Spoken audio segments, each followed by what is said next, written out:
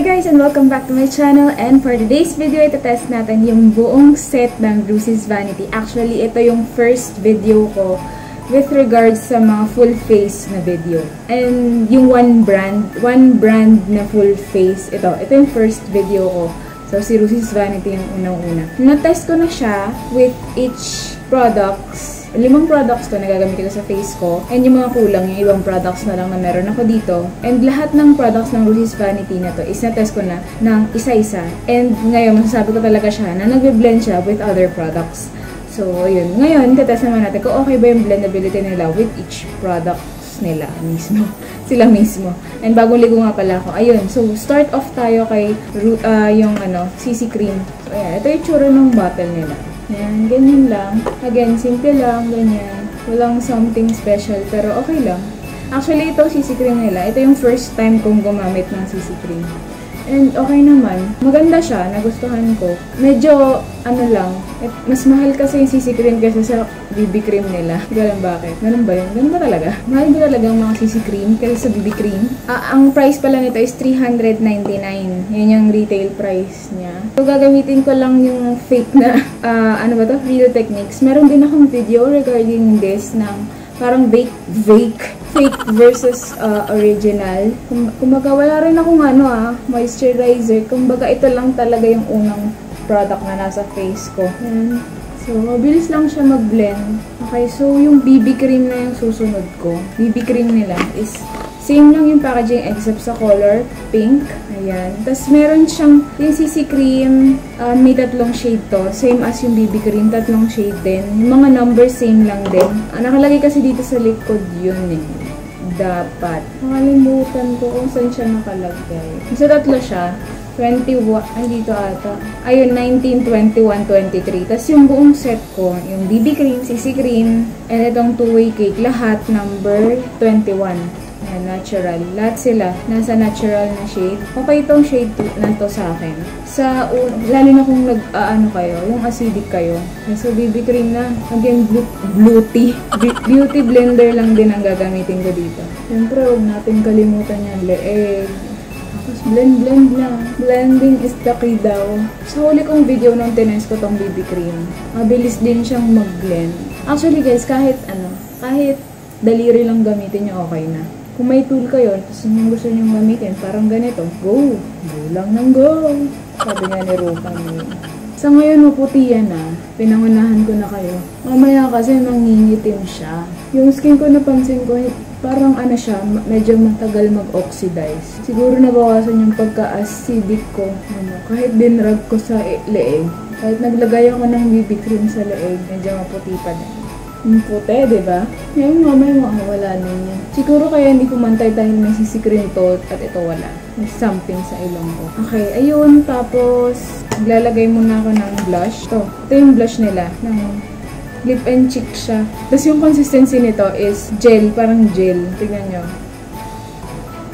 Tapos parang kakaiba kasi yung itsura niya. Apply lang natin. Malagkit to, grabe. Ayun Kaya kailangan yung spread talaga to ng maindi. Yung ring finger lang gamit ko. Ayun, kahit super lagkit nito, hindi naman ganong nagmo-move yung nilagay natin nung una, which is yung BB cream at saka CC cream. Hindi naman sila nawawala sa pwesto nila. Grabe. Lagay ko nga iwas sa labi. Guys, may collagen nga pala to. Contains green tea and collagen. Talagang moisturizing siya. So, hindi ko alam kung wala namang ganong bearing kung naging oily ako nung hapon. Kasi nga may separate video to. Tapos yun, na-test ko na siya. Grabe, mas madami dito sa kabila. Ibang daliri na yung ginamit ko para sila ito yung mga kuha. Pag ganito, ang nangyari sa inyo, ayun, tinan nyo, kapag lip tint, kasi ito yung, di ba, fingers yung ginagamit. Ito kasi, hindi siya ganong nagsistain sa kamay. So, kailangan lang natin i-blend out ito. Kapag nasobran kayo sa makeup, like yung blush, example, or highlight, or contour, kunin nyo lang yung ginamit nyong pang foundation or BB cream. Dito yung mag-blend lang kayo dun sa area na yun. And kung hindi pa rin sapat, maglagay na lang kayo ulit ng BB cream or foundation doon sa area na yun. Ayan, naging settle na. Hindi ako naglagay ulit. Kinuha ko lang yung ibang product gamit itong beauty blender. Kasi nga, diba, nag-absorb si beauty blender. Parang ini-even out niya ang mga bagay-bagay. Kaya blending is the key daw. Yun yung reason behind them. Kaya yung ibang tagal talaga nila mag-blend. Pang bakbakan yung blending nila. Ay, nabawasan. Sa personal, nabawasan siya. Pero dyan pala sa camera, ayan, sinisilip ko kasi. Yung ginagamit ko kasi pang video phone. Tapos hindi ko ginagamit yung front cam. Rear camera ata. Rear camera ba tawag? Rear view yung gamit ko. Kaya hindi ko nakikita kung ano yung nabivideo. Kaya yun yung gamit ko para mas okay yung quality. So, dyan sa inyo, mapula-pula pa rin yung face ko. Kuha na ako ng BB cream ng Rucy'S Vanity para pumantay sila. I mean, para mabawasan ang dapat mabawasan. Itong itong CC cream and BB cream, hindi sila matte finish. Dewy ang finish nila. Super dewy. Hindi ko alam kung dinowy ba talaga. Sadyang masyado siyang moisturizing. Kaya hindi na ako moisturizer pa. Nabawasan na. Ang puti ko talaga din sa camera. Ba't ganun? Dito sa personal, medyo okay. Parang nabugbog na yung mukha ko. Ang tagal kong nag-blend. Tapos na yung blush. Papakita ko sa inyo yung walang ilaw. Yung sinasabi kong medyo maputi lang. Sa personal, hindi masyado. Malakas ata itong ilaw na. Ay, maputi talaga siya. Ayun, isi-set ko na siya gamit itong two-way cake nila. Ito nga pala yung itsura ng two-way cake. Maganda siya actually. Medyo bulky lang kasi malaki siya. Ito yung size ng kamay ko. Tapos makapal din. Para na siyang cushion kung dun sa laki. Pero meron ka nang makukuha ng malaking salamin sa loob kasi nga malaki yung meron sila itong sponge na to. Ito yung tsura ng sponge. Malambot naman siya. Medyo parang mukha lang siyang fragile. Tapos may brand nila, Rucy'S Vanity. And then may separator from sponge doon sa product mismo. Tapos ito na, may malaking pan ng product. Yung pinaka two-way cake. Hindi ko gagamitin yung sponge. Magbo-brush lang ako. Ito, parang fan brush. Super lambot niya. Sa ko to nabili? Sa Watson's 132. Yung brand na Min? Yan. Lambot nito, grabe. 132 pesos lang. Single product 132 pesos. Ayan. So, ginaganyan-ganyan ko lang. Tapos, press in na. Maganda rin to pang blend ng contour. So, dinadab-dab ko rin. Ginaganyan. Tapos, mas maganda kasi kung i-ganon-ganon. Para kang magbe-blend din. Para pumasok talaga sa pores. Mag-set talaga siya doon sa pores. Mawala yung pagka-shine ng face. Set ko rin ang leeg.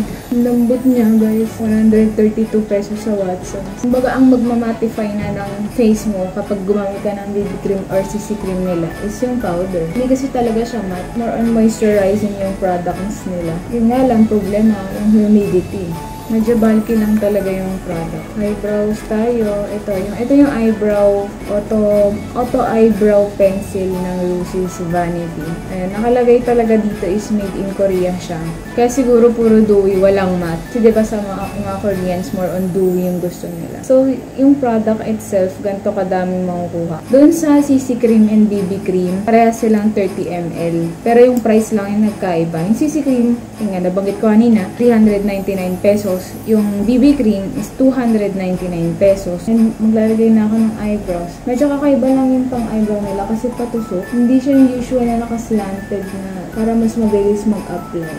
Doon sa tines ko, nung tines ko to alone, itong eyebrow na to, hindi siya smudge proof, hindi siya transfer proof. Yung pros niya, okay lang naman, madali pa rin i-apply. Yung mga, alam ko may tatlong shade ata to or ewan. Ipapap ko na lang siguro sa screen kung ano yung mga shade na available. Pero since online ko to binili, sila namili para sa akin. Kasi bundle ko to binili. Amounting to 649 yata yung bili ko. So, since wala tong kasamang spoolie, ito, gagamitin ko na lang yung generic na spoolie ko. Sa Divisoria ko lang ata ito nabili, mga 60 pesos, 50 pesos. Okay naman. Matagal ko na tong gamit Saka makalat siya pag ini-spread. Kaya kinakamay. Hindi na kasi ako magko-concealer. Ayan, kahit makalat siya, nabubura rin siya. Kasi nga hindi nga siya transfer proof. Hindi siya naglalak, kumbaga. Ganyan lang. Color brown nga pala yung shade na nakuha ko. Nasa, packaging. Ayan. Dapat medyo dark brown, ganun. Ayun, kanina nakita nyo, naglagay na ako ng konti ng product na to. Yung Rucy'S Vanity rin to. Sa labi, yung mga sobra sa cheeks. So, ngayon, maglalagay ulit ako. Ito pang cheek, ay pang ano na talaga, pang lips na talaga. Ganun ulit, konti lang. So, hindi na ako nag-lip balm. Kasi may collagen na siyang kasama. Kumbaga, moisturizing na din talaga siya. Nung tinest ko tong product na to, yung alone lang, hindi naman nagbalat yung labi ko. Super magbalat yung labi ko. Kasi malagkit to So, since moisturizing siya, hindi siya nagmamat. Medyo mahirap lang siya i-spread kasi nga super lagkit niya, girl, as in. Tapos may aking makeup. Ganyan siya pag may ilaw. And lightweight siya ngayon. Hindi naman siya mabigat sa face. Ayun. So, papatayin ka ilaw. Ayan, ganyan. Kailangan ko na rin palang umalis. So, ang time ngayon ay 5:20. Ayun guys, so babalik na lang ako mamaya and dito try kong mag-check-in kung may pumapansin akong kakaiba. So, ayun.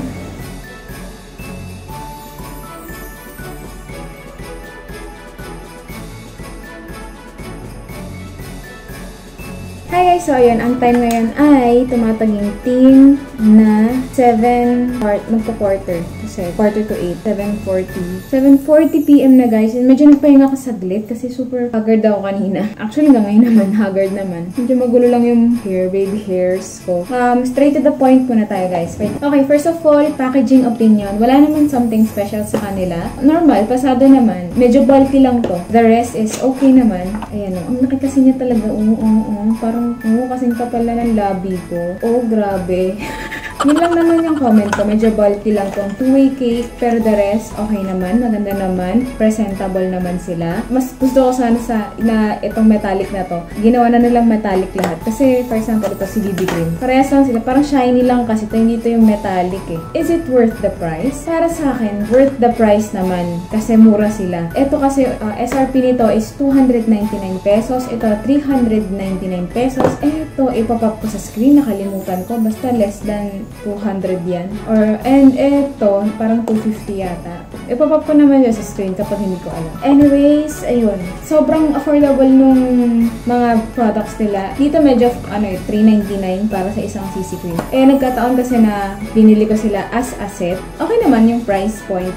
Sa oiliness, nakikita nyo naman kanina, ang shiny ko talaga nung pag-uwi. As in, kulang sila sa oil control. Although, hindi ko naman masisi kasi Korean brand to. Kapag Korean brand, diba, alam nyo naman na more on dewy side sila. Kasi yun yung kailangan nila, more moisture sa bansa nila. Dahil nga malamig sa Korea. Kaya nga mahilig sila sa maanghang para mainitan yung katawan nila. Siguro kung gagamit kayo, kasi maganda talaga yung CC cream nila. Okay lang din naman, normal naman yung yung BB cream. Kasi mas prefer ko yung BB cream ng Maybelline. So kung ito plus isang BB cream, ang ibang set nyo is yung talagang nakakapag-mattify ng face nyo. So for me, mas gusto ko sanang setting powder is yung yung Pond's na Magic BB powder or any setting powder dyan na maganda-ganda naman. Ito kasi yung Rucy'S Vanity, medyo hindi ko siya ganun, okay lang siya. Pero kailangan mong mag-retouch lang siguro twice a day. Lalo na kung wala ka sa oily na lugar.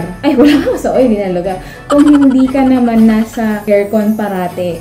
Kasi ako nag-o-office ako. Kung 8 hours yun na nasa office, so malamig doon. Pero kung estudyante ka, tapos kung hindi man aircon yung school nyo, may initan ka, tapos maging oily ka, haggard talaga siya tignan best. Kung oily skin ka ha, sige magbablot ako. Papakita ko na lang din kung gaano siya ka-oily. So, itong Finesse, yung pinakamanipis na blotting sheet sa buong mundo.